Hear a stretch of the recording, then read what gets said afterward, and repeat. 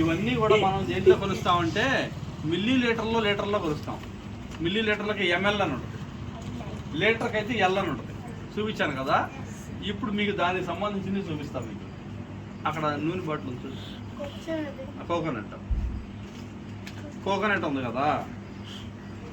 ఇదిగో చూడండి, ఈ కోకోనట్ చిన్నది, ఇది పారాషూట్ 20 రూపాయలు. దీని కెపాసిటీ చూడండి ఎంత ఉందో. ఇదిగో 45 ml. దీని కెపాసిటీ ఎంత? ఇది 45 ml. ఇది అంటే 45 మిల్లీ లీటర్లు. లీటర్లో కూడా అంతే, 1000 ml అయితేనే 1 లీటర్ అవుద్ది. 1000 గ్రామ్స్ అయితే 1 kg కదా. అలానే మిల్లీ లీటర్లు కూడా 1000 ml అయితే 1 లీటర్ అవుద్ది. ఇది అక్కడ పెట్టేయమ్మ. అంటే చిన్నది ఇది. ఇదిగో 23 ml. ఇది 23 ml. ఇది డ్రింక్ బాటిల్ ఉన్నాయమ్మా మన దగ్గర.